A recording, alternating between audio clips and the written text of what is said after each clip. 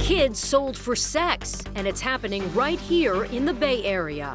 It's like branding cattle. It's an ownership mark. Bright futures turning brutal. I really just wish that things would have been different, or that I was stronger. You wake up at 5 a.m. and I could be sold anywhere from 25 to 40 times a day. Our I-Team's 9-month-long investigation is bringing this hidden problem into the light. How investigators are holding traffickers accountable. To the valuable information you need to know to protect your children. People are so busy that they go about their life and they don't always look at clues or look at signs that something could be wrong. Plus the heroes in our community stepping up to help victims heal. It hits me, as a mother. Thank you for joining us for this special report, Kids Sold for Sex. I'm Wendy Ryan. The trafficking of children is an issue you may think of as a crime overseas, but it's happening to our children who call the Bay Area home. The coronavirus has changed so much about our day-to-day lives, but law enforcement experts tell us child sex trafficking remains a problem. And it becomes even more of a concern when big events come to town, like the Super Bowl, which Tampa is hosting in 2021. And as of June of 2020, the big game is still on. And that's why our ABC Action News I-Team spent 9 months investigating this problem. Over the next half hour, you'll hear from people on the front lines of the child sex trafficking fight. They'll tell you what makes these cases so tough to prosecute and the specific signs every parent should know about. But first, this is the phone number you need to program into your phone. If you suspect a child is in danger, call the Florida Abuse Hotline at 1-800-96-ABUSE. That number is toll-free and will anonymously connect you to someone who can help if you suspect a child in your life is being exploited. Now let's bring in our Kylie McGivern. And Kylie, you're joining us from the field since we're recording this during the coronavirus pandemic. And we want to maintain social distancing guidelines. But I know you found out the pandemic has also made experts very worried about vulnerable children out there. Yes, and that's because these kids, they are not coming into contact with teachers, neighbors, coaches, the way that they typically would. So a lot of that time is being shifted online, which can create some of those dangers. 70% of sex trafficking victims, that activity actually starts online. So that's what we're looking at. So Kylie, is anything being done to reach out to these kids during this time? Yes, so one of the other factors of this is the trainings that Selah Freedom does. That's a nonprofit organization that works with survivors.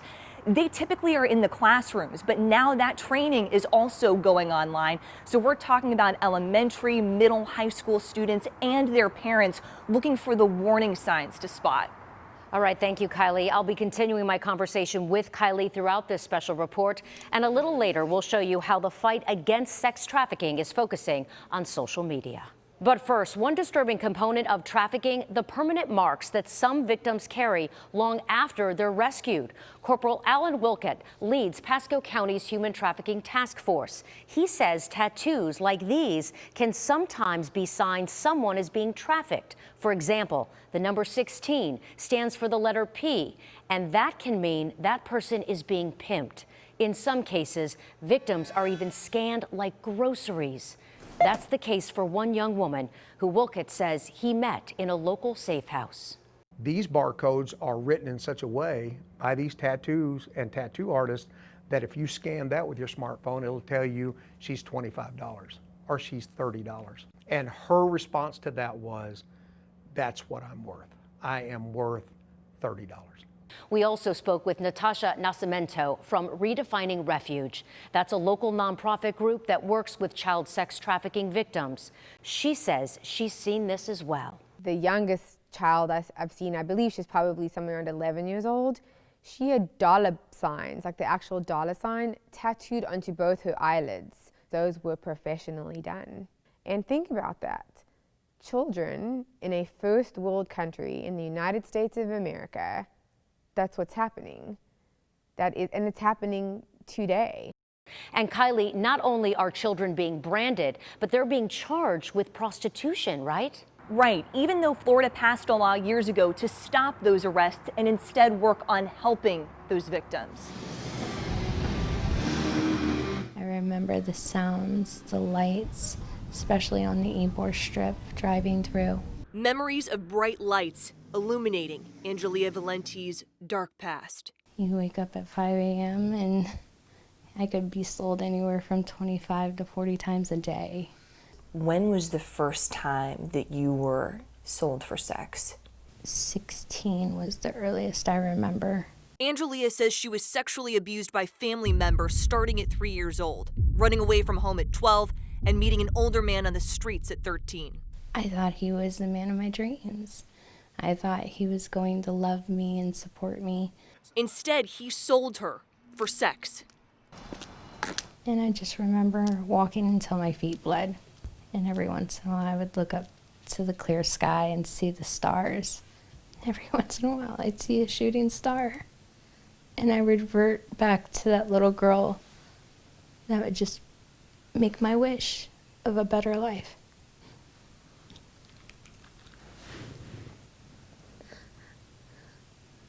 There are no hard numbers on how many children have been sold for sex, but in 2018, the FBI reported 260 kids across the country arrested for prostitution. The I-Team also uncovered more than 300 children here in Florida have been charged with prostitution in the last decade. So you're going to arrest a child for being sexually abused? Come on, it doesn't make any sense.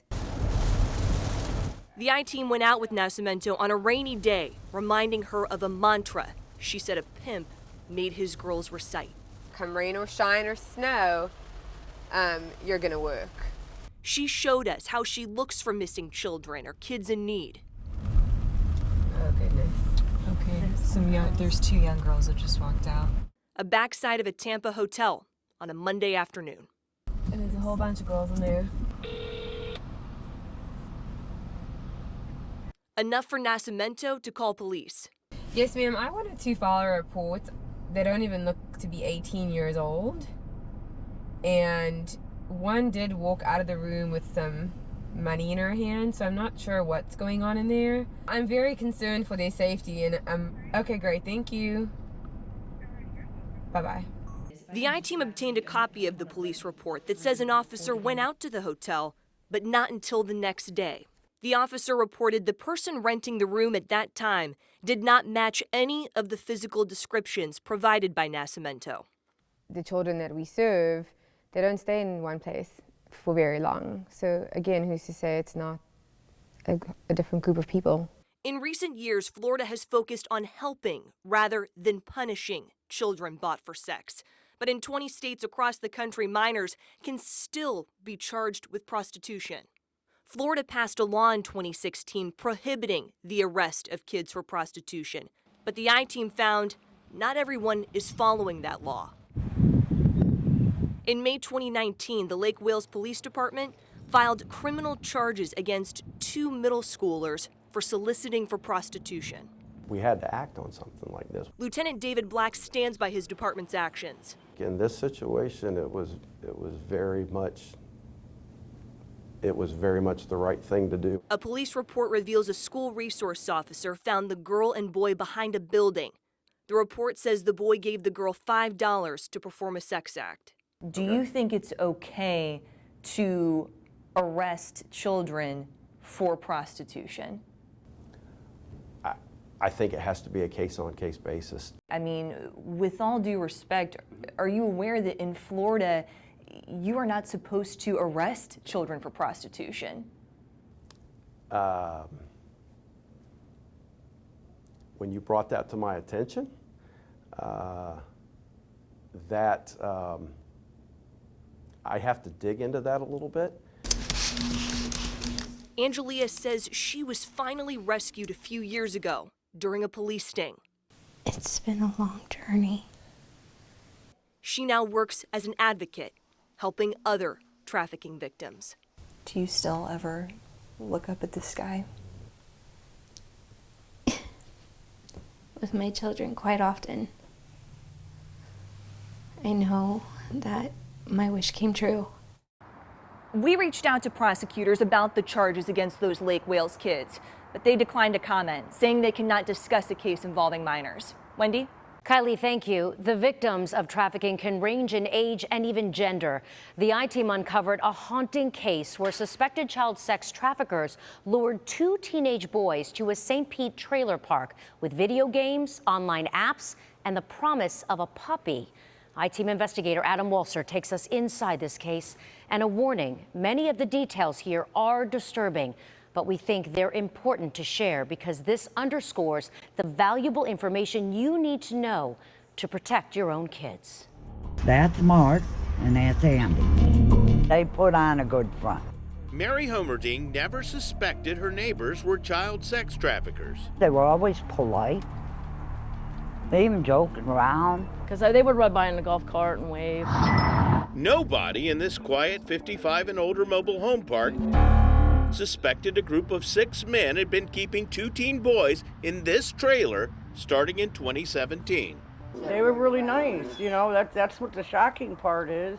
Neighbors said they were surprised the men got away with it for so long because the boys were being held in that blue trailer just a few feet away from the neighborhood trash containers, which many of the residents of this 600-unit complex used multiple times a week. I've never seen the kids. Yeah, as many times I went to the garbage can because they live right across from the garbage can. I never heard anything, never seen anything out of order. Police say the men in the trailer and another woman in north central Florida used video games and online apps like Omegle, Roblox, and Discord to find and communicate with their victims. The majority of people playing games are boys. And that's how our boys are lured in. A 2016 study funded by the U.S. Department of Justice estimates 36% of child sex trafficking victims are boys. The first victim was a 16-year-old boy from Marion County. The teenage victim in this case was lured away from his family with promises of a better life. Instead, he was moved into a filthy trailer and used as a sex slave for nearly a year. The boy first met these 2 men, Mark Dennis and Andrew Clements, at their 2017 wedding. Police say he was brought to the wedding by a family friend, Eleanor McGlamory, who is charged with conspiracy in the case. Dennis and Clements immediately started texting the boy using Discord and picked him up at his home 140 miles away 3 weeks later. Police say they disabled his cell phone so he couldn't be tracked, then gave him a new name, birthday, and backstory. And the kid was polite. He seemed happy. Homerding says she only saw the boy once, riding a golf cart with Clements. He introduced him as his adopted son, and the boy agreed. Did you think it was odd that you didn't see him for months and months after that? Well, I figured it didn't work out. People are so busy that they go about their life and they don't always look at clues or look at signs that something could be wrong. Police say Dennis, Clements, their roommates Curtis Gruwell and Michael Schwartz, and associates Michael Blasdell and J.R. Gauthier were involved in the trafficking ring. They say 4 of the 6 men repeatedly raped the boy inside the trailer. Yeah, I asked him if there was anything going on because it seemed like he was really depressed. Abigail Ackerman met the victim and traffickers at a pagan festival where she says Mark Dennis offered to pay her $2,000 to make the boy a fantasy costume. They wanted me to make him a blue and white husky suit for his birthday.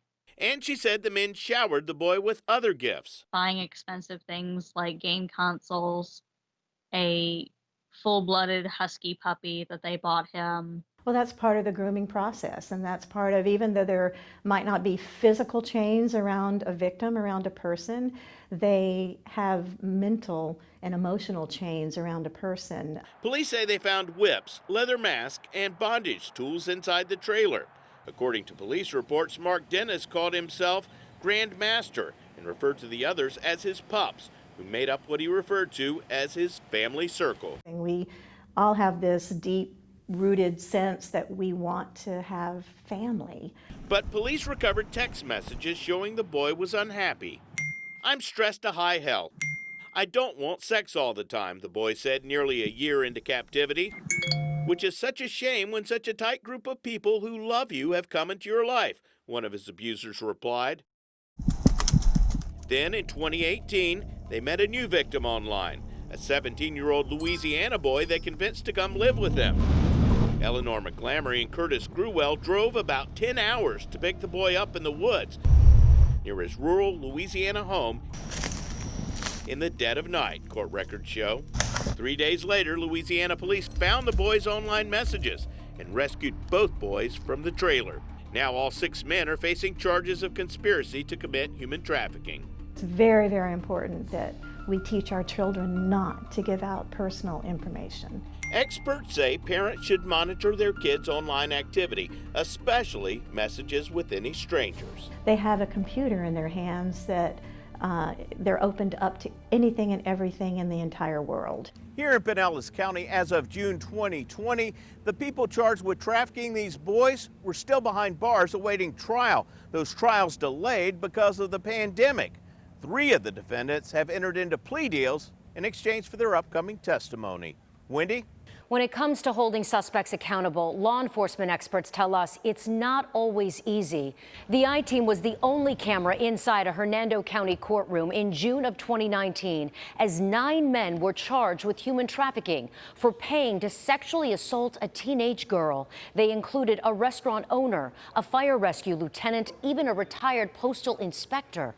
The suspects ranging in age from their 70s to their early 20s. And as of June of 2020, one man is serving 3 years probation for communication to facilitate human trafficking. And the cases against the others continue. Hernando County Sheriff Al Ninhai says the investigation took 2 years and started with a tip that a girl in her mid-teens was being advertised for sex online. She was not attending school. She should have been doing things like learning to drive, maybe attending school dances, or thinking about going to college. The I-Team sat down with retired Tampa Police Corporal Mike Victor. He told us it can take years to build a case against a sex trafficker.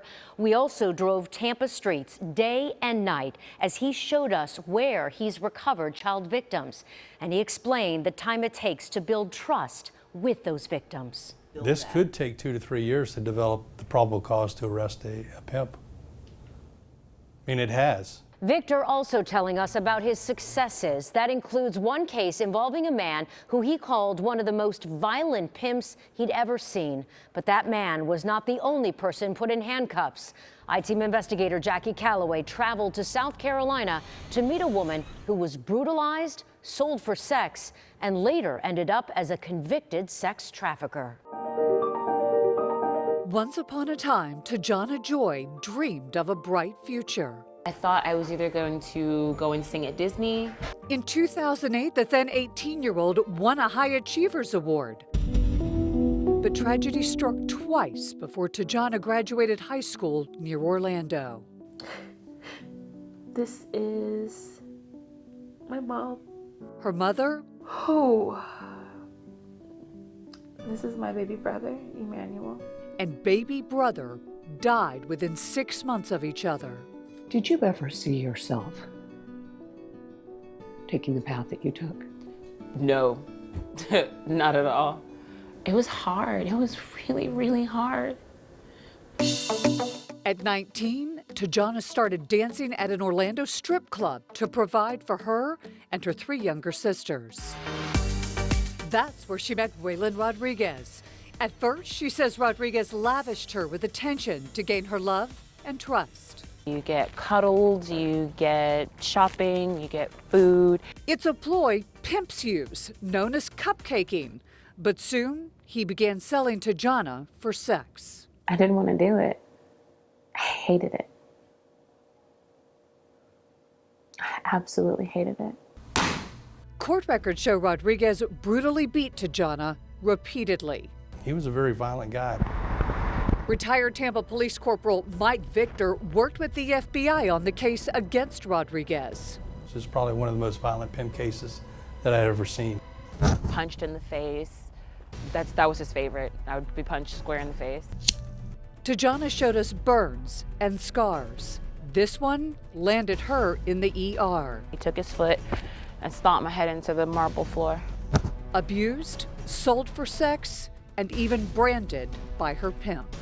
Tell me what it stands for. Get money. But then Tajana crossed the line from trafficking victim to child sex trafficker. When you hear the word Tajana Joy and convicted child sex trafficker in the same sentence, It breaks my heart. Tajana was still being sold for sex, but Rodriguez gave her a new role, known as the bottom. I'm bottom. You're supposed to listen to me when you're not having to listen to daddy. The pimp himself is the person in charge of the organization, and the bottom is the person second in command. They're the ones who take the money or train the prostitute on what to do or the victim on what to do. as a bottom, did you ever slap these girls? Yeah. How many times would you estimate that you slapped a teenage girl? Maybe 10, 15. Come on, let me see you. We obtained home videos used as evidence in the FBI's case against Rodriguez. It took her 3 seconds to think about what she was saying. You got it. Say no more. Now you snatch her phone out her hand. Federal agents say the recordings show Rodriguez training Tajana and underage girls how to talk to and close the sale with potential Johns.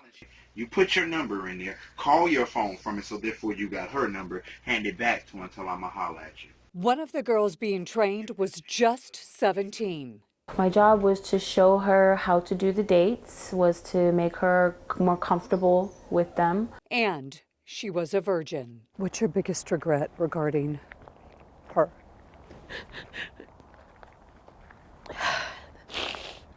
That I didn't make her stay gone. I feel like I could have. Tajana finally ran away after getting pregnant. He repeatedly hit me in my stomach and in my face. While you were pregnant? Yeah. Rodriguez, Tajana, and another bottom, Priya Gunn, were convicted in 2012. Rodriguez is serving a life sentence for 5 counts of child sex trafficking. Tajana and Priya Gunn both pled guilty to conspiracy to engage in sex trafficking of a minor. I just wanted to make things right. And she must register as a sex offender. Tajana now lives in rural South Carolina, which is where we met. Tajana, Jackie, really nice to meet you. Nice to meet you too. It's also where she's raising her 3 children. You want to taste it? Now, 30 years old, Tajana is sharing her story to warn other young girls who may be vulnerable to traffickers. I know that those girls had the same problems I had. And it's not fair for someone to be able to take advantage of it. It's not fair at all. She says her faith is helping her to make peace with the past. I've had to forgive myself for those things. In South Carolina, I'm Jackie Calloway. So now that you have a better understanding about child sex trafficking and its impact in our community, what's being done to stop it? Our I-Team found the war against child sex trafficking is going high-tech. Stephanie Costolo of the U.S. Institute Against Human Trafficking in Tampa says the nonprofit group is blasting out ads via Facebook to more than 100,000 potential local sex buyers each month. A typical sex buyer in America is a white, middle-aged man who earns medium to upper income and is likely a professional. The group says it's using thousands of past arrests to target specific profiles and direct them to help pages. USF St. Pete is also joining the fight. In May of 2020, the school received a new grant devoted to studying human trafficking. The researchers say the Bay Area is considered a hotspot for child sex trafficking due to a high number of vulnerable kids and an influx of buyers. The researchers want to look into if there are different profiles related to child sex traffickers and if they can determine how they operate. That way they can have a better sense of how to prevent this in our community. Experts say there are signs a child is being trafficked. They include unexplained school absences, bruises, or other physical trauma, and a sudden change in their clothing. We're talking about more expensive items they might not normally be able to afford. Also, you should be aware if they have a much older boyfriend or girlfriend, or start making references to sexual situations that are very unusual for a child of their age. One of the reasons we've decided to do this series on child sex trafficking now, Experts say events like the Super Bowl create opportunities for sex traffickers and buyers. Tampa will have the big game in 2021. And that's why representatives from Homeland Security Investigations Tampa office went down to Miami to see the preparations there. The importation of victims for human trafficking is going to be significant for Miami, as it will in Tampa, and I think we're going to be able to learn lessons. What works from an operational perspective, what works from an investigative perspective, and most importantly, what works from a victim rescue perspective. The FBI announced it rescued 4 children involved in sex trafficking in the lead up to the Super Bowl in Miami. And during the 2019 Super Bowl in Atlanta, an FBI sting led to the arrest of more than 160 people with ties to human trafficking and the rescue of 9 kids. Agents tell us those kinds of operations will continue to be a major focus for federal agents here ahead of the Super Bowl in Tampa. So what will you see and notice heading into the big game? Well, local transportation groups will be trying to spread the word about trafficking. The Pinellas Suncoast Transit Authority is training its drivers to recognize when passengers may be victims of child sex trafficking. Similarly, the U.S. Transportation Department recently freed up more than $5 million in grant money. Some of that will go to HEART to create more public awareness about this issue ahead of the Super Bowl. And that federal transportation money is being dispersed all around the country to help train workers at airports, bus depots, and other transit hubs. Earlier, we showed you the unforgettable images of the marks many trafficking survivors carry on their bodies long after they've been rescued. Now, local tattoo shops are stepping up to help survivors move forward. And let's bring in Kylie one more time. Kylie?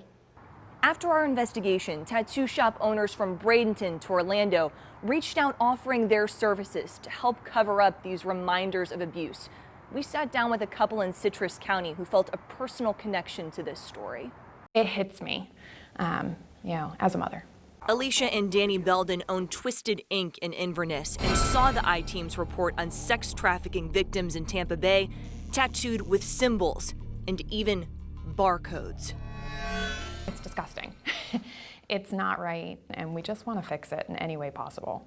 It hits home a little bit. Like I was sexually abused when I was younger, so it has a little bit of a meaning to me. I kept quiet for about 15 years because I didn't know how to handle it. I was embarrassed. I'm doing all my outlines. Through his work as a tattoo artist, This is kind of what calms me down. Danny now helps others transform trauma into triumph. It's going to take both of us to get through this. Covering up the names of abusers, gang tattoos, hate symbols. And it's helping people move out of where they used to be in their lives and start over. Just recently, Twisted Ink was named part of Survivor Inc.'s network, a national nonprofit that helps human trafficking victims remove brandings. They actually cover the cost of the tattoo, and the artist donates their time. For Danny, I'll donate my time all day long. his scars aren't visible, Every day I learn something new. but the healing is. Me being able to face what I've been through has helped me move forward and become successful in my life, and I want to offer that to somebody else that's going through the same trauma. We connected other tattoo shops who reached out with local nonprofits helping survivors. Kylie, thank you. And again, if you're concerned about a child in your life, call the Florida Abuse Hotline. That number is 1-800-96-ABUSE. The line is open 24 hours a day, 7 days a week. You can see all of the reporting we've done on this special section of our website at abcactionnews.com/trafficking. Plus, watch all of our investigations on our free streaming apps on Roku, Fire TV, and Apple TV. And our I-Team always welcomes tips, whether they're related to this issue or not. So please contact us. The information is on your screen so we can take action for you. And on behalf of our ABC Action News I-Team, thank you for joining us for this special report.